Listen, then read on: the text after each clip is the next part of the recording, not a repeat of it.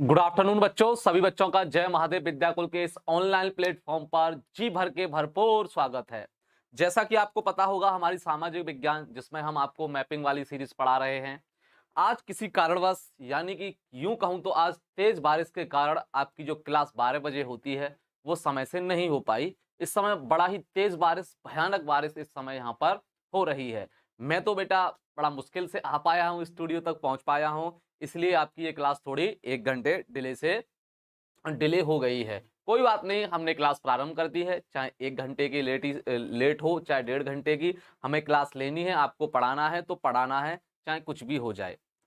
तो सभी बच्चों का स्वागत है आज की कक्षा में। आज की कक्षा में हम देखेंगे भारत के बंदरगाह के बारे में। भारत के बंदरगाह के बारे में आज हम इस क्लास के बारे में देखने वाले हैं। देखिए, बंदरगाह क्यों महत्वपूर्ण है, क्योंकि भारत का जितना भी व्यापार होता है, जितना भी बड़ा व्यापार होता है, वो बंदरगाह के माध्यम से होता है। और शायद आप जानते भी होंगे बंदरगाह किसको कहते हैं। इन सभी पहलुओं पर हम आपसे चर्चा करेंगे और हमारी इस 30 मिनट की क्लास में हम आपको आज ऐसी जानकारी देंगे जो इससे पहले आपको जानकारी ये नहीं रही होगी। बंदरगाह, ध्यान रखिए, जैसे कि आपने देखा होगा, नाम सुना होगा बंदरगाह का। आज हम समझेंगे भारत में कितने बड़े बंदरगाह हैं और कितने छोटे छोटे बंदरगाह हैं, बंदरगाह का काम क्या होता है, वो किस लिए उनका इस्तेमाल किया जाता है, क्या यूज है बंदरगाह का, भारत के कौन कौन से राज्य में बंदरगाह देखने को आपको मिलेंगे। सभी बातों पर हम आपसे चर्चा करेंगे। शेखर सैनी जी, राम राम बेटा, राम राम। गणेश, जय हिंद बेटा, जय हिंद। Chandraveer Singh, good afternoon. सोनी सिंह, प्रणाम गुरुदेव, प्रणाम। सभी बच्चों को प्रणाम, सभी बच्चों को नमस्कार, सभी बच्चों को ढेर सारा प्यार। जल्दी से जल्दी आ जाइए, अपने सभी दोस्तों में इसको शेयर कर दीजिए ताकि उनको भी इस क्लास का लाभ मिल पाए। बबीता देवी, गुड आफ्टरनून बेटा, गुड आफ्टरनून, बिल्कुल गुड आफ्टरनून। सभी बच्चों को गुड आफ्टरनून। वीडियो को लाइक करते रहें और इसको शेयर करते रहें। सर हमारे यहाँ नहीं बरस रहा है, धूप है। कोई बात नहीं लेट बेटा, यहाँ दिल्ली में तो बहुत भयानक, कहते हैं ना, बहुत तेज बारिश जो होती है वही वाली बारिश है। गुड आफ्टरनून, बिल्कुल Diksha Tiwari, good afternoon. Shivangi, good afternoon. हाँ बिल्कुल, पीयूष वर्मा जी, सर कोटि कोटि प्रणाम। प्रणाम बेटा, प्रणाम। देखिए, आज का जो हमारा टॉपिक है वो हम भारत के बंदरगाह के बारे में पढ़ेंगे। किसके बारे में? बंदरगाह के बारे में हम पढ़ेंगे आज। आप शायद जानते होंगे ये बंदरगाह क्या होता है, जानते होंगे, इतना तो आपको पता ही होगा, नहीं पता तो आज सीख लीजिए। देखिए, जैसे आपने देखा होगा रेलवे स्टेशन देखा है। रेलवे स्टेशन क्या काम करता है? यात्रियों को ढोने का काम करता है। यात्रियों को एक जगह से दूसरी जगह तक पहुंचाने के लिए एक सिस्टम सा होता है, उसको हम रेलवे स्टेशन के नाम से जानते हैं। यानी कि ट्रेनें वहां ठहरती हैं, सवारी उतरती हैं और साथ ही साथ जो सामान होता है, जो मालगाड़ियां ढोती हैं, वहां से सामान को रेलवे स्टेशन के जरिए से ट्रेन में लादा जाता है। ऐसे ही हमारे जो बंदरगाह होते हैं, जो हमारा व्यापार समुद्री रास्ते से होता है और अधिकतर हमारा भारत का जो बड़ा व्यापार है वो समुद्री रास्ते से ही होता है। अब होगा क्या, वहां पानी के जहाज वगैरह आएंगे जाएंगे तो उनके लिए एक स्टेशन सा बना दिया जाता है। वहां पर उस तट पर उसको हम बंदरगाह के नाम से जानते हैं। यानी कि जहाज आएगा, जहाज से सामान उतरेगा, या जहाज जाएगा तो जहाज में सामान लादा जाएगा। तो ये सभी बातें बंदरगाह के रूप में देखी जाती हैं, उसी को हम लोग बंदरगाह के नाम से जानते हैं। हाँ बिल्कुल बिल्कुल, लाइक ठोक दिया, बहुत अच्छे। हाँ हाँ, चलिए। सुंदर, गुजरात में लोथल बंदरगाह। बेटा ये तो आप सिंधु घाटी सभ्यता की बात कर रहे हो, लोथल बंदरगाह। अब लोथल बंदरगाह नहीं है गुजरात में, अब तो कांडला बंदरगाह है। लोथल बंदरगाह वो उस समय सिंधु घाटी की सभ्यता थी, उस समय उसको बोला जाता था। हाँ बिल्कुल, विक्रम श्रीवास्तव, सादर प्रणाम, बिल्कुल। चलिए, Anshika Shukla, sorry sir I have a bit late. कोई बात नहीं, बारिश हो रही है, सब कुछ चलता है। चलिए, तो देखिए बंदरगाह का काम क्या होता है। बंदरगाह का काम होता है कि जितना भी भारत का समुद्री रास्ते से व्यापार होगा, अब व्यापार ऐसी थोड़ी हो जाएगा कि ये ऐसा पत्थर उठाया, ये फेंक दिया, व्यापार हो गया। या हमारे यहाँ से कोई चीज जानी है या कोई चीज कोई देश लेके जा रहा है, तो ऐसा थोड़ी है कि अपनी हवाई जहाज या हेलीकॉप्टर में आया और बैठ के उसको ले गया, नहीं। उसके लिए क्या होता है, जहाज होते हैं बाकायदा पानी के जहाज, वो समुद्र के रास्ते कहाँ कैसे जाते हैं, जिस देश में जाना होगा वो समुद्र के रास्ते जाते हैं, या यहाँ से जाना होगा तो यहाँ जाते हैं। अब ये बंदरगाह से मान के चलिए कोई जहाज आ रहा है, तो जहाज आएगा तो वो रुकेगा भी तो सही। जैसे कोई ट्रेन आती है, ट्रेन लेके आई, आपका क्या लेके आई, कोयला लेके आई। तो एक ऐसा स्थान होगा जहां उस ट्रेन में कोयला भरा जाता होगा और एक ऐसा स्थान होगा जहां ट्रेन से उस कोयले को उतारा जाता होगा। ऐसे ही सेम बंदरगाह होता है, व्यापारिक जो चीजें आती हैं वहां से उसको लादने का। सर क्लियर नहीं दिख रहा है, कोई बात नहीं, कोई बात नहीं, मैं समझा दूंगा आपको, कोई दिक्कत नहीं। चलिए, तो हम प्रारंभ करते हैं। भारत में हैं कितने बंदरगाह? कितने बंदरगाह हैं? देखिए, ये काफी महत्वपूर्ण बात है क्योंकि भारत का जो बिजनेस है वो बंदरगाहों से ही ज्यादा होता है। देखिए, भारत में अब आप सुनोगे ना बंदरगाह कितने हैं। भारत में टोटल बंदरगाह तो वैसे बेटा बेटा 200 से ज्यादा हैं, लेकिन जो मुख्य बंदरगाह हैं, बड़े बंदरगाह हैं, उनकी संख्या है 13। 13 बंदरगाह हैं भारत में बड़े। 13 बंदरगाह हैं जो हमें ध्यान में रखने हैं। 13 बंदरगाह हैं बड़े जो हमें ध्यान में रखने हैं। और आप एक चीज ध्यान रखिए, सर छोटे कितने हैं? 200 के आसपास छोटे बंदरगाह की संख्या है 2 से, लेकिन वो ज्यादा महत्वपूर्ण नहीं है। हमें बड़े बड़े बंदरगाहों के बारे में थोड़ा आइडिया होना चाहिए।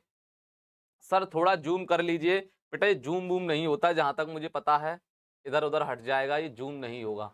ये लो, ये तो भाग भी गया, कलर भी फीका पड़ गया।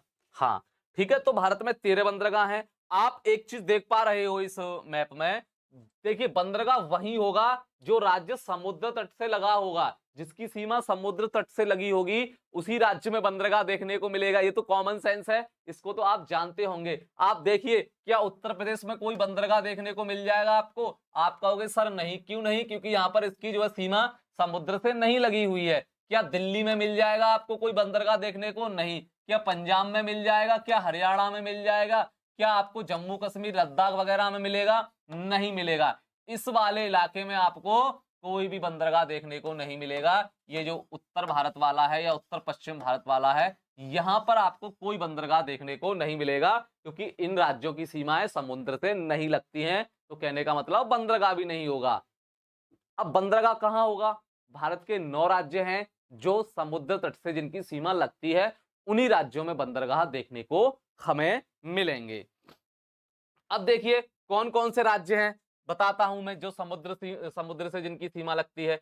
एक तो आपका हो गया गुजरात, गिनते जाना, एक हो गया। उसके बाद हो गया मुंबई 2, उसके बाद गोवा 3, उसके बाद कर्नाटका 4, उसके बाद कर्नाटक हो गया, उसके बाद केरल 5, उसके बाद तमिलनाडु 6, उसके बाद आंध्र प्रदेश 7, उसके बाद उड़ीसा 8 और उसके बाद पश्चिम बंगाल 9। यानी 9 राज्य हैं जिनकी सीमा समुद्र तट से लगती है। तो आप कह सकते हो इन्हीं 9 राज्यों में आपके बंदरगाह देखने को मिलेंगे। ठीक, इतना आप पता कर लिए होंगे। हाँ, मैंटिक्यूज भी लाएंगे बेटा, पहले देख तो लो, सही से समझ तो लो। मैंटिक्यूज भी हम आपको दे देंगे, कोई ज्यादा टेंशन नहीं है। ये बात आपको समझ में आई होगी कि सर बंदरगाह कहाँ मिलेंगे? जिन राज्यों की सीमाएं समुद्र से लगी हुई हैं, सिर्फ उन्हीं राज्यों में आपको बंदरगाह देखने को मिलेगा। चलिए आइए प्रारंभ करते हैं। देखिए, आपने पढ़ा होगा भूगोल में, आपने पढ़ा होगा पूर्वी तट और पश्चिमी तट। ये कौन सा तट है बेटा? ये वाला कौन सा तट है? ये पश्चिमी तट है। ये कौन सा तट है? पश्चिमी तट है। और ये कौन सा तट है सर? पूर्वी तट है। इसके बारे में तो मैं कई बार बता चुका हूं। ये कौन सा तट है? पूर्वी तट है। और ये कौन सा तट है? पश्चिमी। यहां पर क्या है? बंगाल की खाड़ी है। यहां पर बंगाल की खाड़ी। और यहां पर क्या है बेटा? इधर देखोगे आप पश्चिमी तट पर तो ये अरब सागर है। इधर आपको अरब सागर देखने को मिल जाएगा।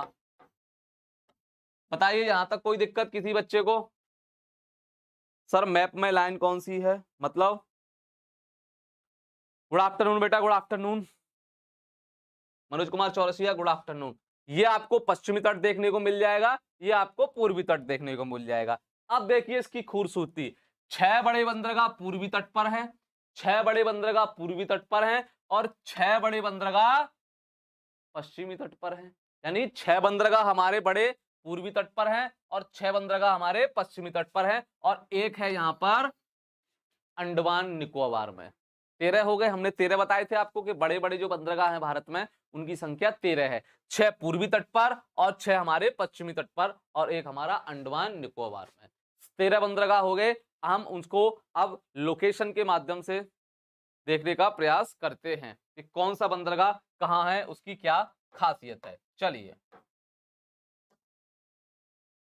6 इधर है बेटा, 6 इधर हैं और एक अंडमान निकोबार में। चलिए अब हम देखते हैं एक एक बंदरगाह को, कौन सा बंदरगाह कहां पड़ता है। चलिए देखना जरा, इसलिए तो मैं कहता हूं मैप ले लीजिए, अगर कभी कभार हो जाए साफ दिखाई ना दे बोर्ड पे तो आपको मैप में अपने पास रख के देखना चाहिए। सबसे पहले यहाँ पर ये गुजरात है, देख लिया होगा आपने, कौन सा है बेटा, ये गुजरात राज्य है। आप मैंने भारत का मैप बताया था, ये राज्य कौन सा है, पश्चिमी गुजरात। इस बंदरगाह का नाम है कांडला बंदरगाह, कांडला बंदरगाह, लेकिन इसका नाम बदल के हमारी सरकार ने पंडित दीनदयाल उपाध्याय बंदरगाह के नाम से रख दिया है। तो जो कांडला बंदरगाह है ये कहां पर देखने को मिलेगा आपको, गुजरात में। कहां पर, गुजरात में। कांडला बंदरगाह जो है ये आपको गुजरात में देखने को मिलेगा और इसका नाम हमारी सरकार ने पंडित दीनदयाल उपाध्याय बंदरगाह नाम रख दिया है। तो आप कंफ्यूज मत होना कि ये पंडित दीनदयाल उपाध्याय कौन सा बंदरगाह है, कांडला बंदरगाह का ही नया नाम है। जैसे कि इलाहाबाद का नाम प्रयागराज है, ऐसे ही यहाँ पर कांडला बंदरगाह का नाम बदल के पंडित दीनदयाल उपाध्याय बंदरगाह रख दिया है। हाँ सोनी सिंह, कोई बात नहीं बेटा, कोई बात नहीं। तो पहला कौन सा हो गया, कांडला बंदरगाह, जिसको हम पंडित दीनदयाल उपाध्याय बंदरगाह के नाम से भी जानते हैं। किस राज्य में है, गुजरात में। अब आप मुझे बताइए, गुजरात राज्य में है, इस बंदरगाह से क्या काम होता होगा। गुजरात में जैसे कि उर्वरक वगैरह हो गए, पेट्रोलियम वगैरह हो गया हो जाएगी बेटा। तो इससे क्या होता है, गुजरात में जो कच्चा माल है जैसे पेट्रोलियम वगैरह हो गया या केमिकल वगैरह हो गए या उर्वरक वगैरह हो गए, यहां से इसका बिजनेस किया जाता है, यहां से सामान भेजा जाता है और सामान लाया भी जाता होगा इस कांडला बंदरगाह के माध्यम से। तो कहां पर पड़ता है, गुजरात में। बहुत अच्छे। दूसरा बंदरगाह है बेटा, दूसरा बंदरगाह है मुंबई बंदरगाह। कौन सा, मुंबई में 2 बंदरगाह हैं। हमारी जो आर्थिक राजधानी, जिसको हम लोग आर्थिक राजधानी बोलते हैं, मुंबई, मुंबई में 2 बंदरगाह हैं और दोनों ही बंदरगाह बड़े ही महत्वपूर्ण बंदरगाह हैं, इसलिए इनको आप याद रखिए। एक का नाम है बेटा मुंबई बंदरगाह,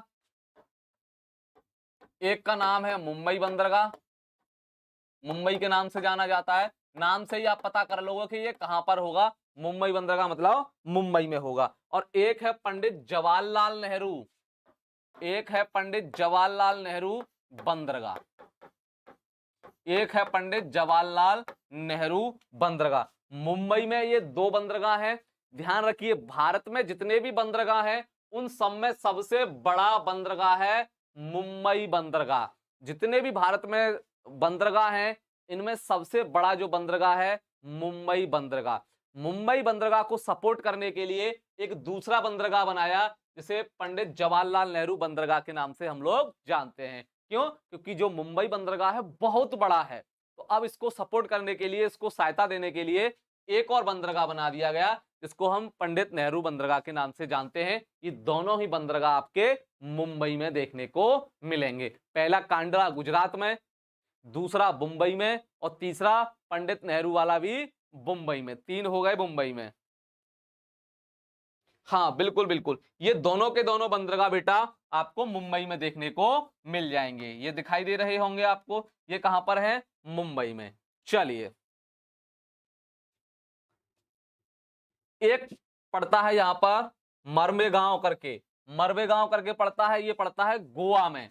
कहां पर पड़ता है, गोवा में। ये ज्यादा इतना इंपॉर्टेंट नहीं है लेकिन समझ लीजिए, मारमेगांव करके पड़ता है, मारमेगांव करके पड़ता है एक बंदरगाह गोवा राज्य में। कहां पर, गोवा राज्य में पड़ता है ये मारमेगांव करके बंदरगाह, ज्यादा महत्वपूर्ण नहीं है। उसके बाद एक और पड़ता है मंगलौर। कौन सा, मंगलौर। मंगलौर पड़ता है बेटा ये कर्नाटक में, मंगलौर बंदरगाह, मंगलौर बंदरगाह। ये कहां पर पड़ता है बेटा, कर्नाटक में। कहां पर, कर्नाटक में, क्योंकि कर्नाटक की सीमा भी तो समुद्र से लगी हुई है, तो ये बंदरगाह पड़ता है आपका कर्नाटक में, मंगलौर बंदरगाह।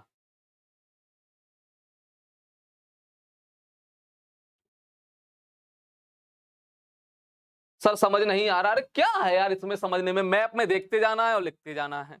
एक और बंदरगाह है पश्चिमी तट पर, कोच्चि बंदरगाह। कौन सा, कोच्चि। कोच्चि बंदरगाह कहां है, केरल में। ये कौन सा तट है, मालाबार तट है कि नहीं, केरल राज्य है।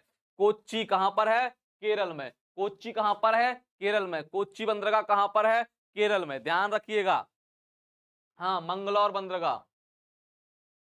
कार्य सर बताओ। अच्छा चलिए, हाँ अच्छा, जो कोच्चि बंदरगाह है, कोच्चि बंदरगाह के जरिए से क्या होता होगा, मसाले का, इन सभी का व्यापार होता होगा, क्योंकि केरल मसालों के लिए जाना जाता है।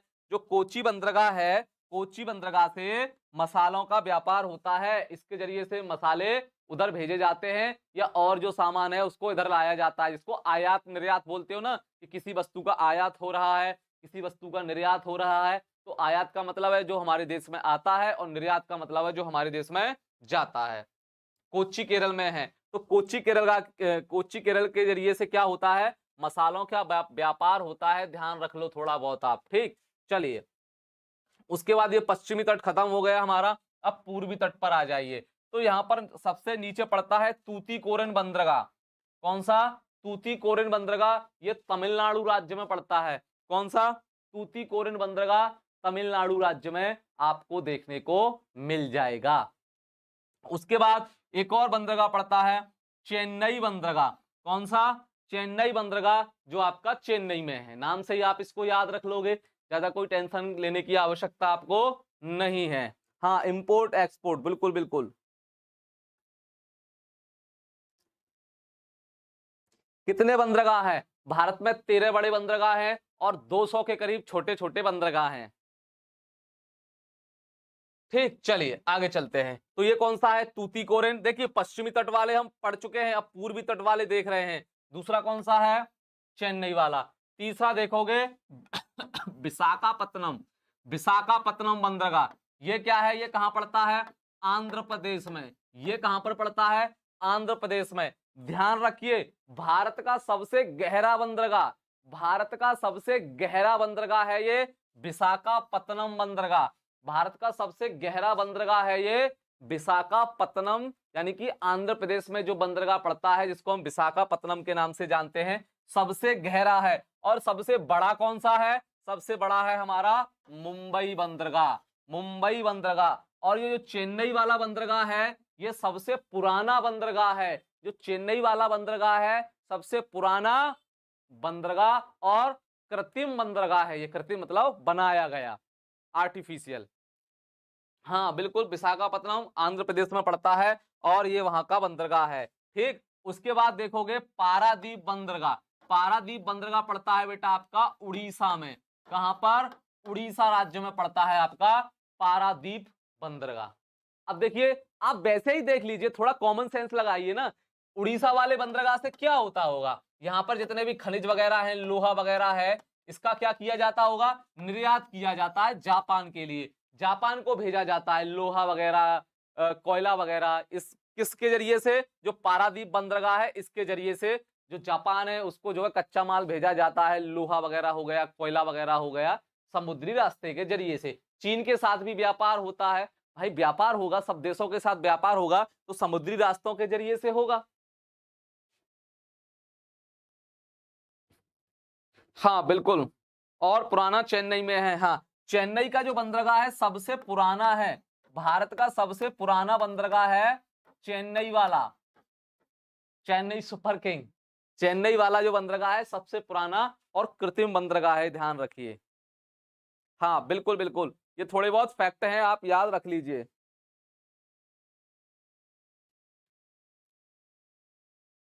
बिल्कुल निर्यात किया जाता है। हाँ, यहाँ से जो आपने देखा ना लोहा, मैंने जब खनिज वाला शायद अभी नहीं पढ़ाया, खनिज वाला मैंने आपको मैपिंग उसमें बताऊंगा। खनिज वगैरह यह छोटा नागपुर का पठार है, पठार वाला तो मैंने आपको बता दिया है। वहां से खनिज वगैरह निकलते हैं तो वो पारादीप बंदरगाह के जरिए से ही जापान को भेजे जाते हैं। जैसे मान के चलिए आपके देश में बड़ी बड़ी विदेशों की जो कंपनियां हैं, गाड़ियां हैं, जैसे कि BMW, जैसे कि पता नहीं कौन कौन सी हैं, बहुत महंगी महंगी जो गाड़ियां हैं, विदेशी गाड़ियां हैं, उनको विदेश से कैसे लाया जाता होगा, क्या आप जानते हो? हेलीकॉप्टर के जरिए से लाया जाता होगा या सर पे लग के लाया जाता होगा? आप कहोगे सर हमें नहीं पता।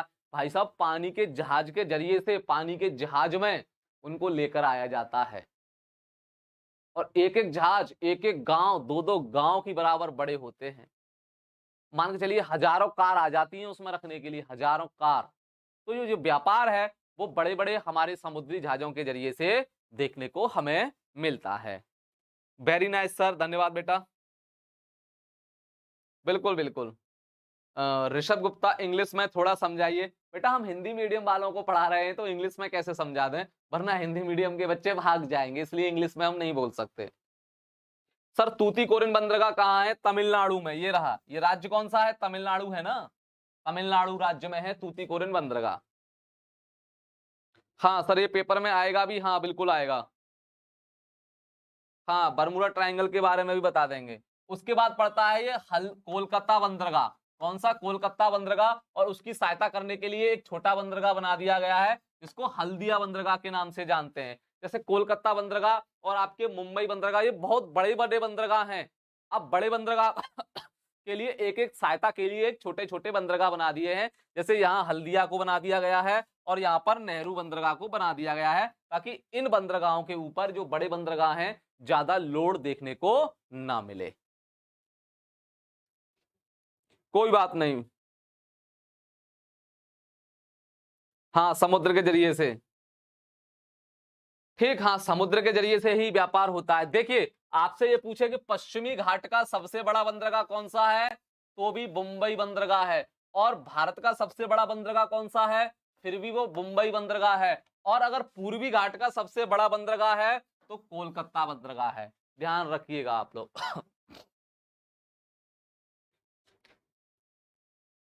हल्दिया, हाँ बिल्कुल बिल्कुल। पंडित दीनदयाल उपाध्याय कौन सा बंदरगाह है, नाम है प्रेजेंट में? बेटा अभी अंशु यादव हमने थोड़ी देर पहले ही बताया था, जो कांडला बंदरगाह है ना, जो गुजरात में पड़ता है, कांडला, इसी का नाम है। इसका नाम बदल के पंडित दीनदयाल उपाध्याय बंदरगाह रख दिया गया है। पहले इसका नाम कांडला बंदरगाह हुआ करता था, लेकिन इसका वर्तमान में जो नाम है पंडित दीनदयाल उपाध्याय बंदरगाह है, जो कि गुजरात में आपको देखने को मिलेगा, कच्छ की खाड़ी की तरफ।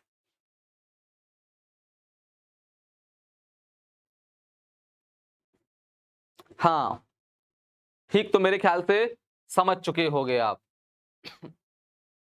अब कुछ बंदरगाहों की विशेषता जान लीजिए। मुंबई बंदरगाह सबसे बड़ा बंदरगाह भारत का, ठीक। उसके बाद देखोगे विशाखापत्तनम बंदरगाह सबसे गहरा बंदरगाह भारत का। उसके बाद चेन्नई बंदरगाह सबसे पुराना और आर्टिफिशियल बंदरगाह यानी कि कृत्रिम बंदरगाह है। इसके बारे में थोड़ा याद रख लीजिएगा। आईपीएस सर आप आजकल मन से हमको नहीं बता रहे हैं।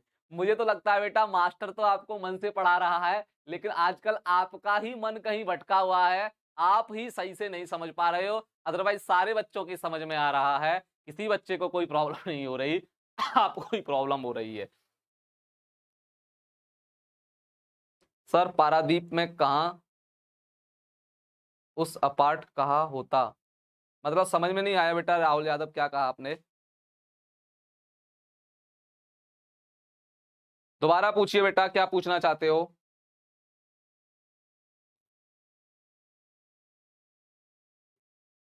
बर्मुडा ट्रायंगल के बारे में बता देंगे, क्यों परेशान हो? सर खांस क्यों रहे हैं? अरे खांसी अभी हमारी सही नहीं है ना पूरी तरीके से। मौसम ठंडा वगैरह हो जाता है। Deepak Kumar good afternoon sir. हाँ बिल्कुल, मन से नहीं पढ़ पा रहे हैं आईपीएस।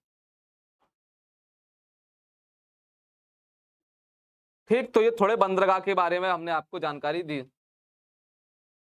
सर हर दिन 1 बजे क्लास होगी? नहीं प्रिंस कुमार, आज बारिश की वजह से क्लास 1 बजे हुई है। काफी तेज बारिश हो रही है यार बाहर। अब मेरा घर दूर है यहाँ से यार, अब मैं भीग भीग जाऊंगा तो मैं बीमार हो जाऊंगा दोबारा से। अभी कुछ दिन पहले ही तो बीमार हुआ था मैं, और अगर भीग गया तो फिर बीमार हो जाऊंगा। ताकत ही नहीं बचेगी शरीर में, पढ़ाऊंगा कैसे? इसलिए 1 घंटे लेट कर दी हमने क्लास। उसमें क्या दिक्कत है? ठीक, चलिए थोड़ा ये तो देख लिया, अब अलग अलग करके देख लेते हैं पश्चिमी घाट का या पूर्वी घाट का। देखिए ये पश्चिमी घाट के बंदरगाहों को, यानी ये पश्चिमी घाट है, आपका ध्यान रखिए। ये कौन सा है? पश्चिमी घाट। ये पश्चिमी घाट के बंदरगाह हैं। चलिए एक बार रिकॉल कर लीजिए, आप जल्दी से बताइए, जल्दी से बताइए ये कौन सा बंदरगाह है? जल्दी से बताइए ये कौन सा बंदरगाह है ऊपर वाला?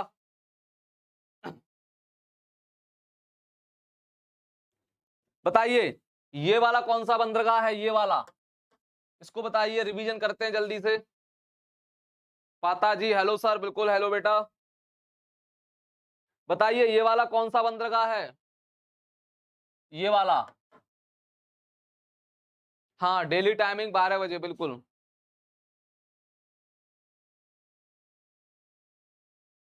सर आज बहुत गर्मी है। हाँ, आपकी तरफ भी बारिश होगी, यहाँ तो सुबह से ही पड़ रही है। हाँ, कांडला बिल्कुल बिल्कुल। ये वाला कौन सा है? कांडला या पंडित दीनदयाल उपाध्याय, जो गुजरात में देखने को मिलेगा। ये वाला कौन सा है? जल्दी से बताइए। ये वाला, ये वाला बंदरगाह कौन सा है जो मैंने यहाँ पर रखा हुआ है इस पेन को? हाँ हाँ, कांडला बंदरगाह है, ऊपर सबसे ऊपर कांडला बंदरगाह, जिसको पंडित दीनदयाल उपाध्याय के नाम से भी हम लोग जानते हैं।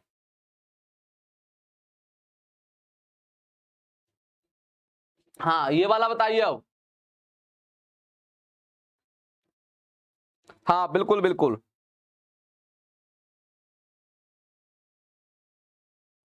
हाँ, मुंबई, वेरी गुड। मुंबई बंदरगाह की क्या खासियत है? मुंबई बंदरगाह भारत का सबसे बड़ा बंदरगाह है, ध्यान रखिएगा। ठीक।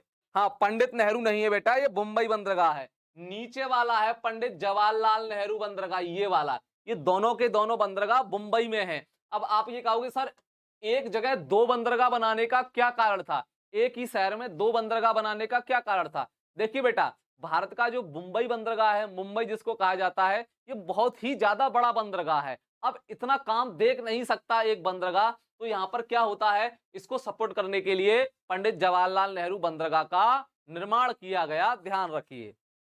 हाँ, पंडित जवाहरलाल नेहरू इसका सपोर्ट करने के लिए है, जो मुंबई बंदरगाह है उसका सपोर्ट करने के लिए पंडित जवाहरलाल नेहरू बंदरगाह दिया गया है। ये वाला बताइए, ये वाला कौन सा बंदरगाह है? ये वाला, ये कहां पड़ता है? गोवा में। मारमा गांव इसको बोलते हैं, मारमा गांव करके बंदरगाह है। हाँ बिल्कुल बिल्कुल।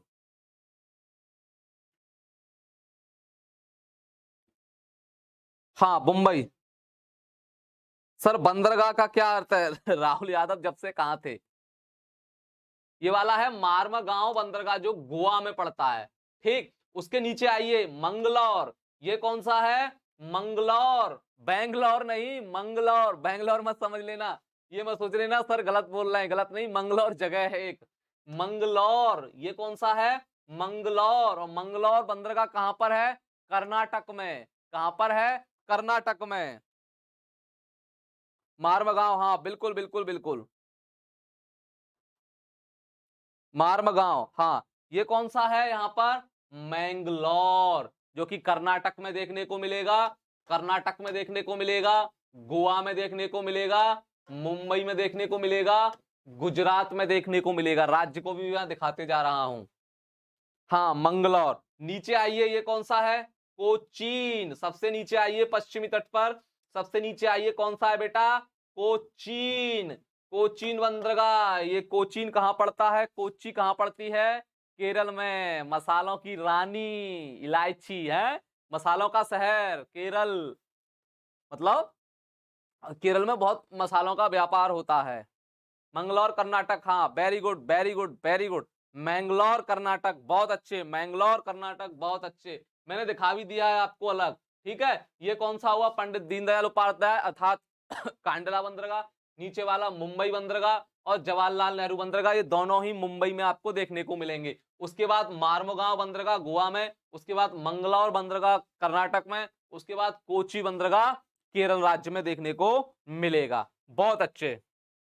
राहुल यादव सर, बंदरगाह का क्या मतलब है? बंदरगाह बेटा एक ऐसा स्थान होता है जहां पर पानी के जहाज आके रुकते हैं, सामान ले जाने के लिए, लाने के लिए। उस जगह को बंदरगाह के नाम से जानते हैं।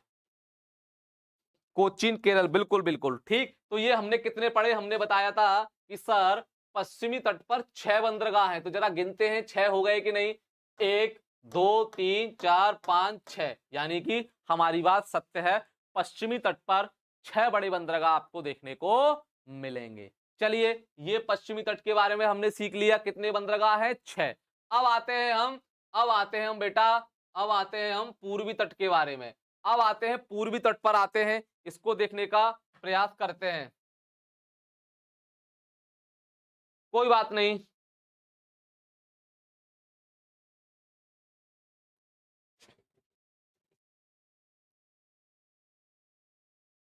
हाँ, अब आते हैं हम कहां पर? पूर्वी तट पर। इधर कितने बंदरगाह हैं? 6, तो बेटा इधर भी 6 हैं, ध्यान रखना। चलिए गिनते हैं कौन कौन से हैं, चलिए गिनते हैं। सबसे नीचे देखिए ये तमिलनाडु है, यहां राज्य कौन सा पड़ता है तमिलनाडु। तमिलनाडु में बंदरगाह पड़ता है एक आपका तूतीकोरिन बंदरगाह। तूतीकोरिन बंदरगाह कौन सा? तूतीकोरिन बंदरगाह तमिलनाडु में देखने को मिलेगा। Very good, very good. उसके बाद यहां पर पड़ता है आपका, उसके बाद पड़ता है एक चेन्नई बंदरगाह और एक एन्नौर बंदरगाह। एक चेन्नई बंदरगाह और एक एन्नौर बंदरगाह। अब कहोगे सर यहां पर दो कैसे हो गए, चेन्नई में दो कैसे हो गए, ये बात हमारी समझ में नहीं आई। एन्नौर बंदरगाह और हमारा चेन्नई बंदरगाह हो जाते हैं बेटा, कभी कभार हो जाते हैं, कोई दिक्कत नहीं। हाँ बिल्कुल, ये दोनों बंदरगाह चेन्नई में देखने को मिलेंगे। अब आते हैं ऊपर की तरफ, विशाखापत्तनम। ये कहां पड़ता है बेटा? आंध्र प्रदेश में। कहां पड़ता है? आंध्र प्रदेश में पड़ता है विशाखापत्तनम बंदरगाह। भारत का सबसे गहरा बंदरगाह है ये, भारत का सबसे गहरा बंदरगाह है विशाखापत्तनम का बंदरगाह, जो आंध्र प्रदेश में आपको देखने को मिलेगा। आपको कोरोना हो गया है सर, प्लीज इलाज कराइए। अरे कैसी कैसी बातें बोलते हो अमन सिंह। स्थान बता दो सर, बता तो दिया बेटा, ये आंध्र प्रदेश में है।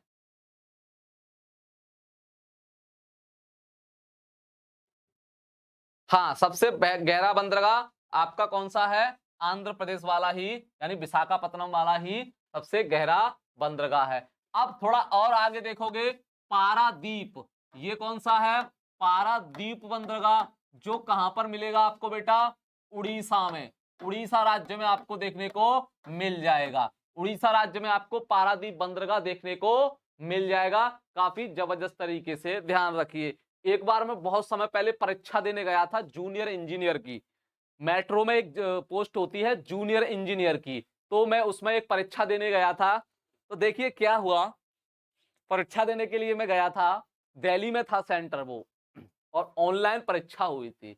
तो पता है उसमें क्या पूछा गया? इस पारादीप बंदरगाह के बारे में ही पूछ लिया गया मुझसे, यानी कि 1 नंबर का प्रश्न मेरा आसानी से बन गया। पूछा गया था पारादीप बंदरगाह भारत के किस राज्य में है? और आप यकीन नहीं मानोगे, 1 घंटे पहले ही मैंने पढ़ के किताब को बंद करके बैग में रख दिया था, और इसी को पढ़ लिया था मैंने गलती से। उस समय मुझे याद नहीं था, लेकिन मैं ऐसे किताब खोल के बैठा था 1 घंटा पहले, रिवीजन कर रहा था, क्योंकि आपको पता है मन नहीं मानता, ऐसा लगता है और पढ़ लिया जाए और पढ़ लिया जाए पेपर से।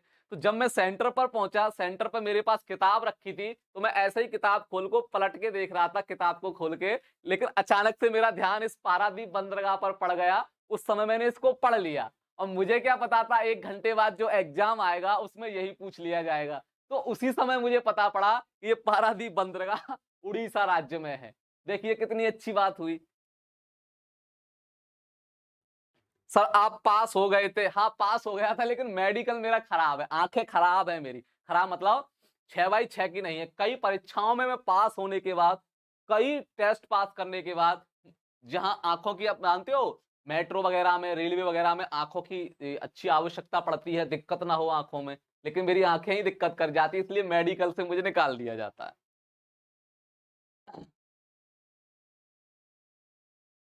माइनस मार्किंग क्या होती है जी, ये बता देंगे बेटा? हाँ हाँ, 1 नंबर लूट लिया। हाँ, 1 नंबर लूट लिया मैंने। बहुत किस्से हैं ऐसे मेरे साथ हुए हैं कि एग्जाम से 1 दिन पहले जो मैंने चीज पढ़ी, या 1-2 घंटे पहले चीज पढ़ी, वो ऐसी की ऐसे ही फंस गई एग्जाम में आगे। बहुत किस्से हैं मेरे साथ, बहुत बार ऐसा हुआ है। और मैं पढ़ते पढ़ते मर गया, पूरे साल पढ़ते पढ़ते मर गया, उसको एग्जामर ने नहीं पूछा, और 1 घंटे पहले जो चीज पढ़ी थी उसी को पूछ लिया। फायदा हो जाता है कभी कभार। ठीक, तो ये होगा। अब पड़ता है आपका कोलकाता बंदरगाह। कौन सा? कोलकाता बंदरगाह। नाम से ही आप समझ रहे हो ये कहां पर होगा? कोलकाता में ही होगा। कोलकाता में ही होगा। इसका कलकत्ता, पहले नाम क्या था? कलकत्ता नाम था। चेन्नई का पहले नाम क्या था? मद्रास। मद्रास के नाम से जानते थे चेन्नई को। चेन्नई का पुराना नाम मद्रास, कोलकाता का पुराना नाम कलकत्ता, मुंबई का पुराना नाम बम्बई। पहले उसको हम बम्बई बोलते थे। आज भी गांव में देखोगे ना, तो जो बुजुर्ग लोग हैं वो चेन्नई नहीं जानते थे, मद्रास, कलकत्ता, बम्बई ऐसे करके वो बोलते हैं। वो पुराने नाम है हमारे शहरों के। हाँ, तो ये पूर्वी तट का सबसे बड़ा कौन सा है? कोलकाता है, ध्यान रखिएगा। तो कितने हो गए, गिन लेते हैं जरा। 1 2 3 4 5 6, 6 ये और 6 ये। सर 12 ही पढ़ाए हैं अभी तक आपने, एक कहाँ गया? ये देखिए पोर्ट ब्लेयर यहाँ पर दिखाई दे रहा है, अंडमान एंड निकोबार में एक बंदरगाह यहाँ पर देखने को मिल जाएगा, पोर्ट ब्लेयर में।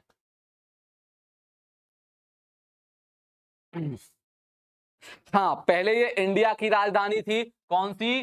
कोलकाता। कोलकाता यानी कि इसको कलकत्ता के नाम से हम लोग जानते थे। अंग्रेजों ने भारत की जो राजधानी बना रखी थी, उसको कोलकाता को ही बनाया था। किसको बनाया था? कोलकाता। आज भी आप कलकत्ता में चले जाइए, बहुत बड़ी-बड़ी चीजें जो अंग्रेजों के द्वारा बनाई गई हैं, आज भी कोलकाता में देखने को मिलेगा। अंग्रेजों ने भारत पर शासन किया था, तो सबसे पहले किस राज्य को हड़पा था उन्होंने? भारत के किस राज्य को जीता था? बंगाल को। बंगाल से जीत की शुरुआत की थी उन्होंने। बंगाल होते हुए, मद्रास होते हुए, मैसूर होते हुए, जो आजकल कर्नाटका का क्षेत्र है, पंजाब वगैरह, अवध वगैरह, इन सबको जीतते गए और सबको अपने राज्य में मिला लिया। सबसे पहले अंग्रेजों ने कहां पर शासन किया, कहां पर शासन हड़पा? बंगाल में। आपने पढ़ा होगा प्लासी का युद्ध और बक्सर का युद्ध। अंग्रेजों की जो विजय की शुरुआत हुई थी, वो प्लासी के युद्ध अर्थात 1757 में जो प्लासी का युद्ध था। प्लासी कहां पर पड़ता है बेटा? बंगाल में ही पड़ता है, आज के पश्चिम बंगाल में ही पड़ता है। और उसके बाद हुआ था बक्सर का युद्ध। पहले ये बिहार बिहार सब मिला के बंगाल का हिस्सा हुआ करता था, बिहार राज्य कोई अलग राज्य नहीं था। उड़ीसा, बिहार और थोड़ा बहुत असम का हिस्सा, ये बंगाल प्रांत के नाम से जाना जाता था। तो अंग्रेजों ने सबसे शुरुआत पहले प्लासी का युद्ध, याद करिए जून का वो महीना, सन 1757। बंगाल के साथ क्या हुआ था? बंगाल के जो नवाब थे उनके साथ, यानी कि सिराजुद्दौला, सिराजुद्दौला का नाम सुना होगा। और इधर अंग्रेज क्या? अंग्रेज। प्लासी का युद्ध होता है 1757 ईस्वी में। 1757 ईस्वी में प्लासी का युद्ध होता है और उसके बाद 1764 में बक्सर का युद्ध होता है। बक्सर के युद्ध के बाद ही अंग्रेजों ने बंगाल को हड़प लिया था। अंग्रेजों ने बंगाल को हड़प लिया था। हड़पने का मतलब बंगाल पर शासन कर लिया था। उसके बाद नंबर आता है मैसूर का। उसके बाद नंबर आता है मैसूर का, जो कर्नाटका वगैरह का क्षेत्र है, इसको पहले मैसूर के नाम से जानते थे हम लोग। आप याद करिए टीपू सुल्तान का नाम, आप याद करिए हैदर अली का नाम। ये दोनों बाप बेटे थे। कौन थे? बाप बेटे थे। हैदर अली, हैदर अली के बाद टीपू सुल्तान। बोला जाता है एंग्लो एंग्लो मैसूर युद्ध, एंग्लो मैसूर युद्ध के नाम से जाना जाता है। 4 युद्ध हुए थे। सर बक्सर में मेरी बुआ रहती हैं, हाँ बिल्कुल। एन्नौर व हल्दिया कहां पर है? हल्दिया भी इस कोलकाता का सपोर्ट करने के लिए बंदरगाह है, बड़ा बंदरगाह नहीं है हल्दिया, छोटा ही बंदरगाह है। एन्नौर चेन्नई में पड़ता है बेटा।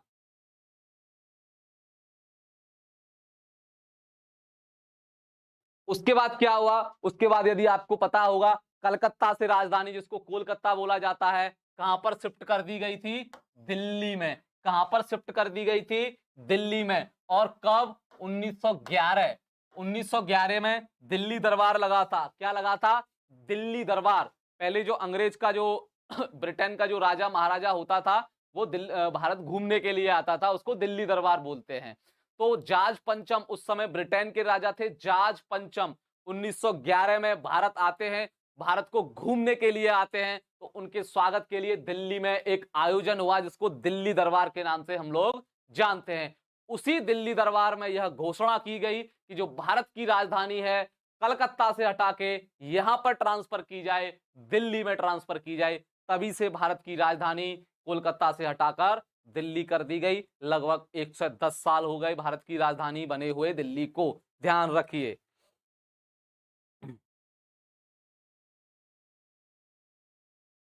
तो बहुत सारे हैं अंग्रेजों के कारनामे, कुछ कम नहीं है अंग्रेजों के कारनामे। तो भारत की राजधानी दिल्ली कब बनी? 1911 में, ध्यान रखना आप। कहीं कहीं 1912 भी लिखा रहता है, तो दोनों ठीक है।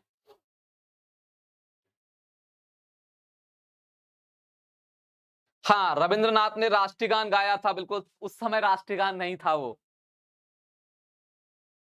हाँ हाँ बताएंगे। उस समय राष्ट्रगान नहीं था। उसकी भी कहानी सुन ले, हुआ क्या था बेटा 1911 में। कब? 1911 में जब जॉर्ज पंचम आते हैं भारत, जॉर्ज पंचम भारत आते हैं, तो रविन्द्रनाथ टैगोर का नाम आपने सुना होगा, रविन्द्रनाथ टैगोर का नाम सुना होगा आपने, अवश्य सुना होगा। राष्ट्रगान के लिए जाने जाते हैं, राष्ट्रगान लिखा है उन्होंने रविन्द्रनाथ टैगोर ने, ऐसा आपने देखा होगा। देखिए, तो रविन्द्रनाथ टैगोर के एक मित्र रहते थे इंग्लैंड में, तो इंग्लैंड में जो मित्र रहते थे, तो उनके मित्र ने कहा था कि भाई साहब, हमारे राजा यानी ब्रिटेन के राजा आपके देश में जा रहे हैं, दिल्ली जा रहे हैं, तो उनका स्वागत आप कैसे करोगे? तो रविन्द्रनाथ टैगोर ने क्या कहा, अच्छा ऐसी बात है, आपके राजा हमारे देश में आ रहे हैं। क्योंकि रविन्द्रनाथ टैगोर क्या थे, साहित्यकार, साहित्य लिखते थे, कविता वगैरह लिखते थे, तो उन्होंने कहा था अच्छा तो मैं कुछ करता हूं आपके राजा के स्वागत के लिए। तो रविन्द्रनाथ टैगोर ने क्या किया, रविन्द्रनाथ टैगोर ने एक गीत लिखा जिसको आज आप राष्ट्रगान बोलते हो, जनगण मन अधिनायक जय हे भारत भाग्य विधाता, पंजाब सिंध गुजरात मराठा द्राविड़ उत्कल बंग। इस गीत को लिखा उन्होंने। अब लिख तो दिया, अब जॉर्ज पंचम आते हैं, दिल्ली दरबार लगता है 1911 में, जॉर्ज पंचम का जो है स्वागत किया जाता है, बुलाया जाता है रविन्द्रनाथ टैगोर को, रविन्द्रनाथ टैगोर आते हैं बाकायदा, और रविन्द्रनाथ टैगोर उनके स्वागत में इस गीत को गाते हैं। उस समय हमारा ये क्या था, राष्ट्रगान नहीं हुआ करता था, ये ऐसे ही एक गाना था, राष्ट्रगान नहीं था हमारा। आप ये मत सोचना उस समय राष्ट्रगान था। इसको राष्ट्रगान कब बनाया गया, 24 जनवरी 1950 में, यानी बहुत बाद में जाके। तो जॉर्ज पंचम के लिए गाना गाया जाता है। अब आप इसका अर्थ नहीं जानते होंगे, जनगण मन अधिनायक जय हे भारत भाग्य विधाता। आप इतने बड़े हो गए, 10वीं में पढ़ते हो, लेकिन इस गाने का, इस गीत का आप मतलब नहीं समझते कि इसका मतलब क्या है। मैं समझाता हूं आज आपको इसका मतलब, कि रविन्द्रनाथ टैगोर ने इसको उनके सामने क्यों गाया था, जरा समझने का प्रयास करिएगा। हाँ, अंशिका शुक्ला, उन्होंने कहा था जनगण मन अधिनायक जय हे भारत भाग्य विधाता, जनगण मन अधिनायक जय हे भारत भाग्य विधाता। अर्थात भारत के हर एक व्यक्ति के दिलों पर राज करने वाले, भारत के भाग्य विधाता हो आप। कौन? जॉर्ज पंचम। जनगण मन अधिनायक जय हे भारत भाग्य विधाता, पंजाब सिंध गुजरात मराठा द्राविड़ उत्कल बंग। पंजाब सिंध यानी पंजाब, सिंध मतलब जो पाकिस्तान में चला गया है, पंजाब सिंध गुजरात मराठा, गुजरात मतलब गुजरात, मराठा मतलब मुंबई, पंजाब सिंध गुजरात मराठा द्राविड़ उत्कल बंग। द्राविड़ का मतलब साउथ का एरिया, उत्कल का मतलब उड़ीसा। सभी के भाग्य विधाता हो, भारत के भाग्य विधाता हो आप, भारत के हर एक जनता के दिलों पर राज करने वाले हो आप। कौन? जॉर्ज पंचम। तो राजा साहब बड़े खुश हुए कि वाह वाह वाह, मजा आ गया, मेरे लिए, मेरे स्वागत के लिए इतना अच्छा गाना गाया गया, मेरा तो नाम इतना है भारत में, मैं हर एक दिलों पर राज करता हूं। तो खुश हुए, मोगेम्बो खुश हुआ, देखा है फिल्मों में मोगेम्बो खुश हुआ, तो ऐसे ही जॉर्ज पंचम खुश हुए। उसके बाद क्या हुआ, उसके बाद क्या हुआ, उसके बाद हुआ वो चले गए वापस, राजधानी की घोषणा कर दी कि कलकत्ता से हटा के यहां दिल्ली में बना दी जाए। उन्होंने एक पुस्तक लिखी थी रविन्द्रनाथ टैगोर ने, गीतांजलि, आपने पढ़ा होगा, गीतांजलि की रचना की है रविन्द्रनाथ टैगोर ने। तो ऐसा माना जाता है, कुछ इतिहासकार आरोप लगाते हैं रविन्द्रनाथ टैगोर के ऊपर, कुछ इतिहासकार, क्योंकि इतिहासकार तो करते ही रहते हैं कुछ ना कुछ, कि 1913 में उनको गीतांजलि के लिए नोबेल पुरस्कार मिला। और नोबेल पुरस्कार किसकी सिफारिश से मिला? जॉर्ज पंचम ने जाके वहां पर सिफारिश की थी कि उन्होंने मेरे स्वागत के लिए इतना अच्छा गाना गाया, मुझे इतना बड़ा व्यक्ति बना दिया भारत के संदर्भ में, भारत का भाग्य विधाता बना दिया, तो चलिए इनका नाम सिफारिश कर दी जाए इनकी, कि इनको नोबेल प्राइज दे दिया जाए। साहित्य में मिलता है कि नहीं नोबेल प्राइज? ऐसा आरोप लगाया जाता है कि रविन्द्रनाथ टैगोर को जो साहित्य में गीतांजलि के लिए नोबेल प्राइज मिला था, वो सिफारिश जॉर्ज पंचम ने जाके की थी, ऐसा माना जाता है। और क्यों की थी? क्योंकि उनको वो उनके स्वागत के लिए गाना अच्छा गाया, उनको अच्छा लगा, खुश कर दिया उनको, तो ऐसा माना जाता है। लेकिन ये तथ्य नहीं अभी हमारे पास हुए हैं, सिर्फ ये बात ऐसा मानते हैं इतिहासकार कि रविन्द्रनाथ टैगोर का और उनके दोस्त जो ब्रिटेन में रहते थे, उनका एक लेटर प्राप्त हुआ है, और उस लेटर में ये बातें लिखी हुई हैं, उसी के आधार पर इतिहासकार बताते हैं। लेकिन वो लेटर कहां है, कहां नहीं है, ये कुछ नहीं कहा जा सकता। हम नहीं बोल सकते, क्योंकि हमारे पास वो लेटर ना है और ना ही उस लेटर का इतिहास में कोई जिक्र किया गया है, लेकिन ऐसा कहा जाता है।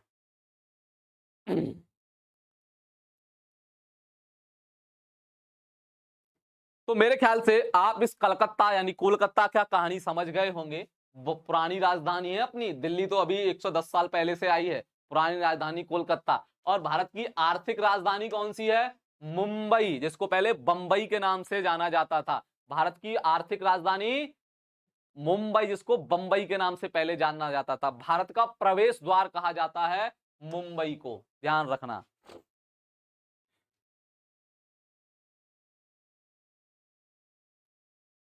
तो ये बंदरगाह की जो क्लास थी हमारी, मेरे ख्याल से आपको समझ में आ गई होगी। बताइए यहां तक किसी बच्चे को कोई दिक्कत?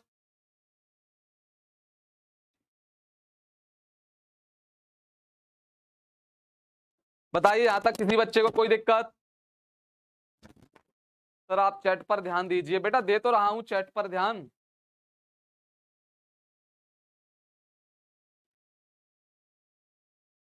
तो ये था बेटा थोड़ा जाज पंचम की कहानी जो हमने आपको बताई।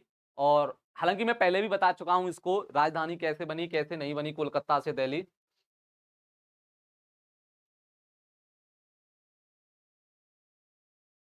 तो ये थे भारत के बंदरगाह, जो 13 प्रमुख बंदरगाह हैं बड़े बड़े। 200 बंदरगाह हैं छोटे छोटे। अब 200 बंदरगाह का नाम याद रखना मुश्किल ही नहीं, नामुमकिन सा लगता है, तो उनको छोड़ दीजिए। ये मैन ही मैन आप याद कर लीजिए। सर बरमुडा ट्रायंगल के बारे में बता दीजिए। अभी बेटा मेरे पास विश्व का मानचित्र नहीं है। विश्व का मानचित्र जिस दिन लगेगा आप उस दिन मुझे याद करवा दीजिएगा, मैं आपको उस दिन बता दूंगा। कोई बात नहीं, कोई बात नहीं।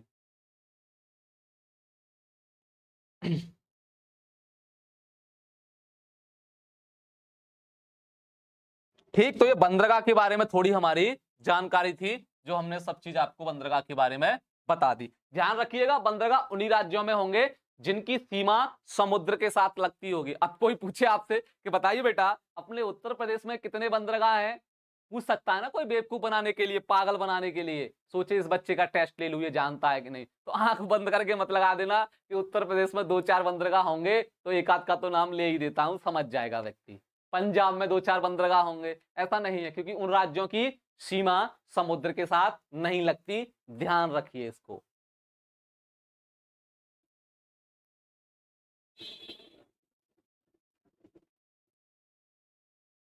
सर कमेंट्स देखो बेटा, कमेंट्स ही तो देख रहा हूं।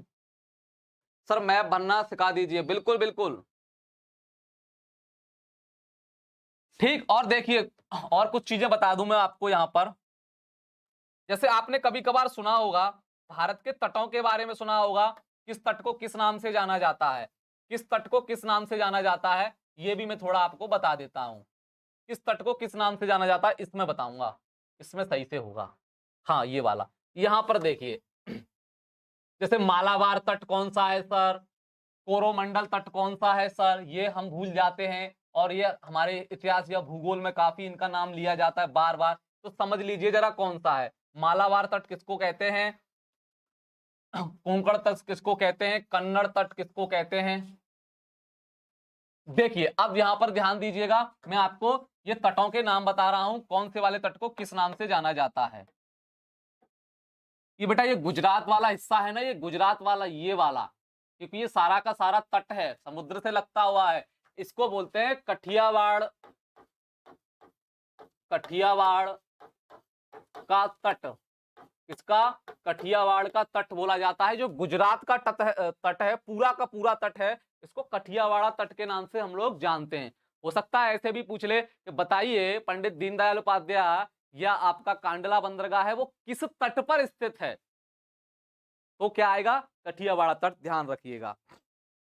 उसके बाद देखोगे, उसके बाद देखोगे बेटा, उसके बाद फिर पड़ता है कोंकण तट। कौन सा, कोंकण तट।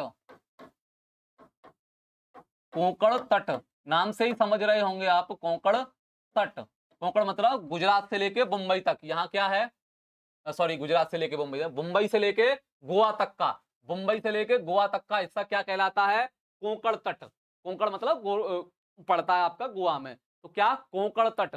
उसके बाद देखोगे एक तट और देखने को मिलेगा, कन्नड़ तट। कौन सा? कन्नड़ तट।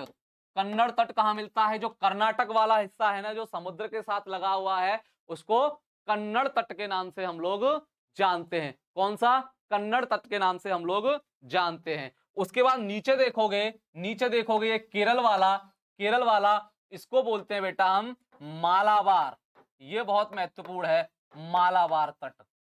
मालाबार तट क्या होता है? ये केरल वाला तट है, ये वाला, इसको हम मालाबार तट के नाम से हम लोग जानते हैं, ध्यान रखिएगा। हाँ, कोंकण तक, बिल्कुल, कन्नड़, कन्नड़, बहुत अच्छे, ठीक। उसके बाद इधर देखोगे, यहां पर ये तमिलनाडु वाला पड़ता है। कौन सा पड़ता है? तमिलनाडु वाला पड़ता है। ये भी बहुत महत्वपूर्ण है, इसको कोरोमंडल तट के नाम से जानते हैं हम लोग। कोरोमंडल, कोरोमंडल तट के नाम से हम लोग जानते हैं किसको? ये जो तमिलनाडु वाला हिस्सा है, जो तटीय इलाका है, इसको कोरोमंडल तट के नाम से हम लोग जानते हैं। उसके बाद देखोगे, उसके बाद यहां पर देखोगे, यहां पर ये सारा का सारा उत्तरी सरकार के नाम से जाना जाता है। उत्तरी सरकार तटीय के नाम से जानते हैं हम इसको, उत्तरी सरकार तट। उत्तरी सरकार तट के नाम से हम लोग जानते हैं। जहां पर ये उड़ीसा वाला है, इसको उत्कल तट भी बोल देते हैं, मतलब अगर इससे हिस्से करें तो उसके उत्कल तट भी बोल देते हैं। पर आप इतना याद रखिए, इसको उत्तरी सरकार तट के नाम से हम लोग जानते हैं। हाँ, तो ये थोड़ा तटों के बारे में थी हमारी जानकारी, आपको मिल गई होगी। ठीक है बच्चों, बताइए यहाँ तक किसी भी हमारे बच्चे को कोई प्रॉब्लम हो तो हमसे जल्दी पूछ सकता है, क्योंकि अब हम क्लास खत्म करने वाले हैं। कोई दिक्कत शायद आपको होनी नहीं चाहिए।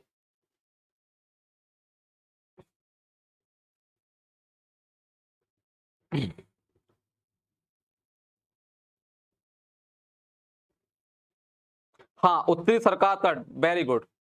पूरब में उत्तरी, हाँ बिल्कुल बिल्कुल। तो सब कुछ हम मैपिंग के जरिए से आपको दिखा दिखा के पढ़ा रहे हैं, रटा नहीं रहे हैं आपको।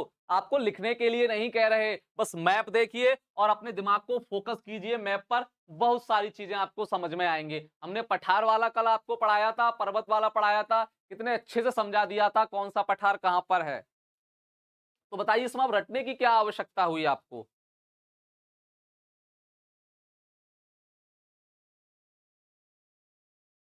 तो ठीक है बेटा, अब हमारी यहाँ क्लास समाप्त होती है। आपसे मिलेंगे अगली क्लास में, यानी कल, किसी नई सीरीज, मतलब किसी नए टॉपिक के साथ। भारत की जो मैपिंग चल रही है, किसी नए टॉपिक के साथ आपसे मुलाकात होगी। बिल्कुल ऐसे ही सारी सीरीज को आप देखते रहिए और मैप्स की नॉलेज बढ़ाते रहिए, ताकि आपको सामाजिक विज्ञान पढ़ने में कोई दिक्कत ना हो। मिलते हैं आपसे अगली क्लास में, तब तक के लिए टाटा बाय।